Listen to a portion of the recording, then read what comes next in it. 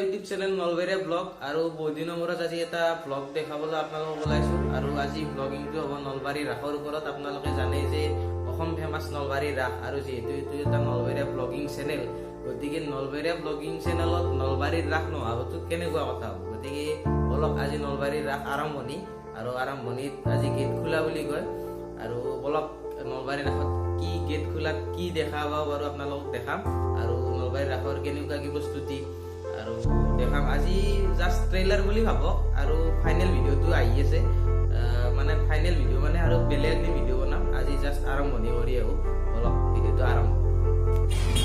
আৰু গাইছ আহি গণেশ মন্দিৰ পালোঁ আৰু এইফালে গণেশ মন্দিৰৰ মেইন গেট মানে ৰাসত আপোনালোক আদৰণি জনোৱাৰ কাৰণে মেইন গেট বনাইছে আৰু এইখন পাৰ্মানেণ্টলি বনাইছে আৰু চাই লওক আপোনালোকে।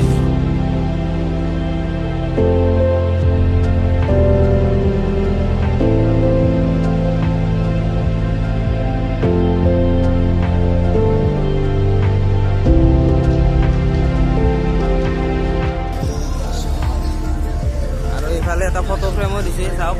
আপোনাৰ লগত যদি কোনোবা ৰাধা আছে আৰু আপুনি কৃষ্ণ হয় তেনেহ'লে ইয়াত লৈ আহক আৰু ইয়াত ফটো উঠক, ফটো ফ্ৰেমৰ ব্যৱস্থা কৰি দিছে।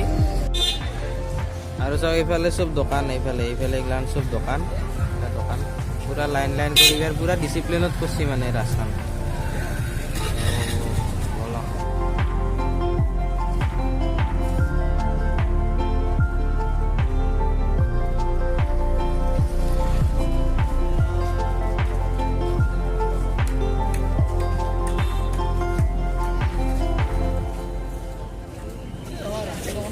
এইফালে চাওক এইটো নলবাৰী হৰি মন্দিৰ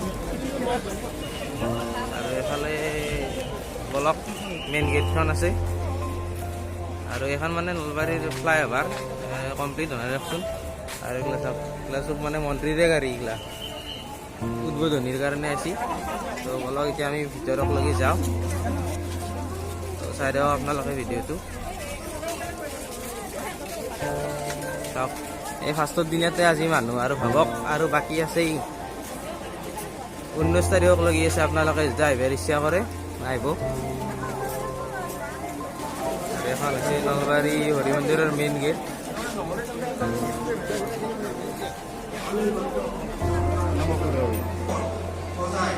চাওক মানুহ চাওক। অঁ ভাবা নাছিলোঁ কিন্তু ইমান মানুহ যি দেখা পাম। চাওক মানুহ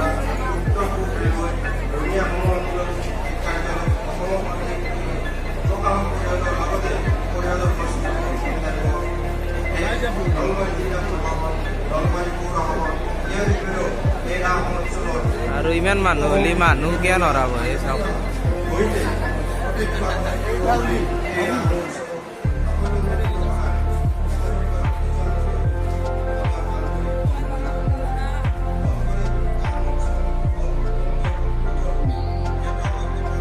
প্ৰথম হিচাপে আজি ইমান মানুহ আৰু বাকী কেইদিনতো আছেই। বাপৰে বাপ, মানুহে মানুহ।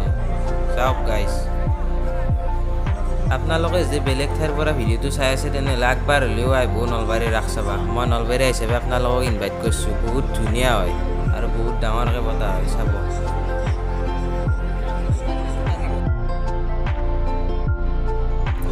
আৰু ইয়াৰ পৰা ৰাসৰ মূৰ্তিবিলাক চোৱা আৰম্ভ হয় আৰু মই আপোনালোকক এটা কৰি ৰাসৰ মূৰ্তিবিলাক দেখাই আছোঁ। গোটেইখিনি দেখুৱাটো এটা ভিডিঅ'ত সম্ভৱ নহয়, যদিও যিখিনি বাৰু দেখাই আছোঁ চাই থাকক ভিডিঅ'টো ভালদৰে আপোনালোকে।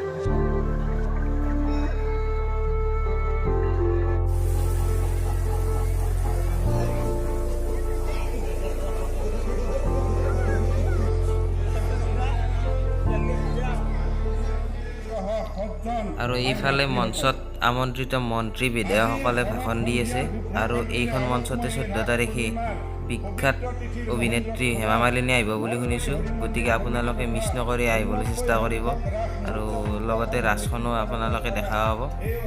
তো বাকী ইফালে আৰু গ্ৰন্থমেলা আছে, বলক গ্ৰন্থমেলাখনৰ ভিতৰত যাওঁ। এইখনে হৈছে অসম গ্ৰন্থমেলা। নলবাৰীত ৰাস উপলক্ষে ইয়াত আয়োজন কৰিছে আৰু কালিৰ পৰা ইয়াৰ মানে আৰম্ভ হ'ব গ্ৰন্থমেলাখন। গতিকে আজি বিশেষ নাই আৰু বাকী দোকানবিলাকো ভালদৰে খোলা নাই আজি, যিহেতু প্ৰথম। কালিৰ পৰা ভালদৰে হ'ব, গতিকে পিছততো ভিডিঅ' এটা বনামেই, আপোনালোকে ভালদৰে দেখা হ'ব। আৰু এইফালে চাওক গাইজ, ৰাধাকৃষ্ণ আৰু ৰাধাকৃষ্ণক দেখুৱাই ভিডিঅ'টো ইমানতে সমাপ্ত কৰিলোঁ। ধন্যবাদ।